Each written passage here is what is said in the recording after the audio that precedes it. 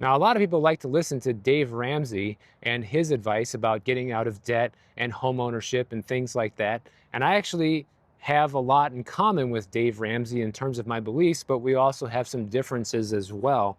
And if you are going to jump into buying a house right now in 2025, I want to go over some of Dave Ramsey's requirements that you should have if you want to buy a home to see how many of them I agree with and how many of them I can push back on. The first one is that Dave Ramsey insists that you must be completely free of debt except for mortgage debt, no credit card balances, no student loans, car payments, or any other consumer debt. And this ensures that housing costs will not compete with the other debt obligations. Now, I like that theory because it means that you have to be extremely responsible and get out of all of that debt before even thinking about becoming a homeowner. And once you become a homeowner, then you're going to be 100% solid. You're not going to have to worry about financial problems unless you have a major, medical issue or you lose a job and you don't have any savings, something like that.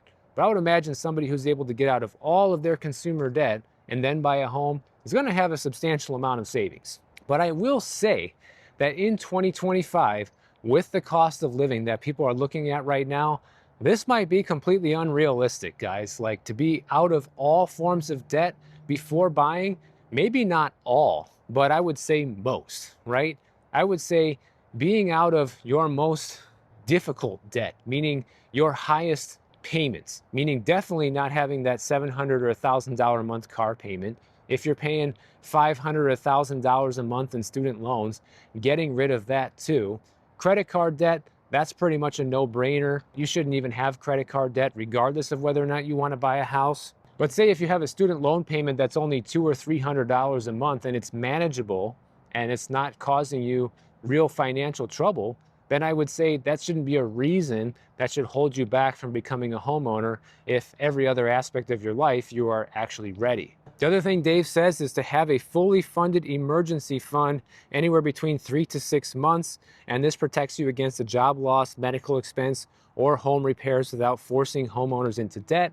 I like this one too. In fact, I would even say that you should have a 6 to 12 month emergency fund.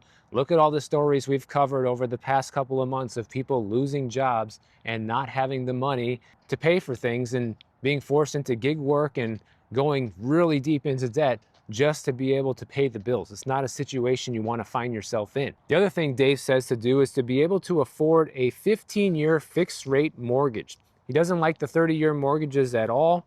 He says they're unnecessarily expensive due to the interest costs, and the shorter loan term forces borrowers to buy less house that builds equity faster.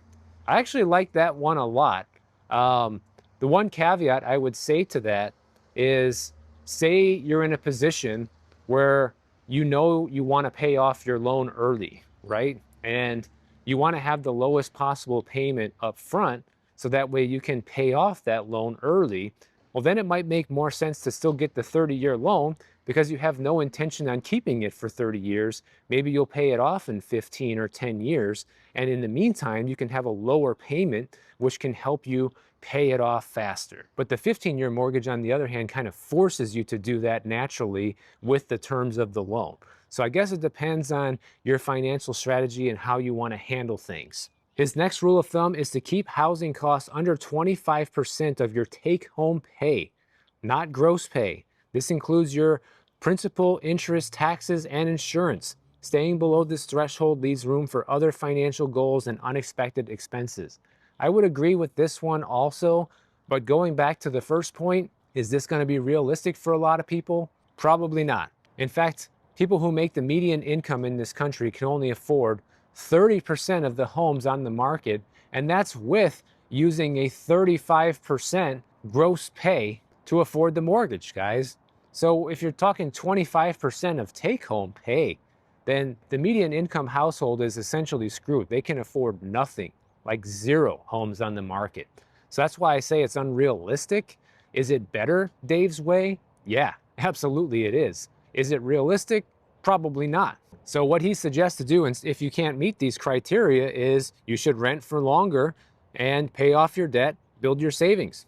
He also says that delayed homeownership usually leads to better financial outcomes because if people wait until they can fit more of this criteria, then they will buy more of the appropriate house with manageable payments, avoiding the financial stress that comes with overextending. So overall, I completely agree with Dave Ramsey on this. He said some things in the past that I definitely don't agree with. And, one thing he doesn't like is using debt at all or having debt for anything. But you can definitely use debt in smart ways. But the problem is most people don't.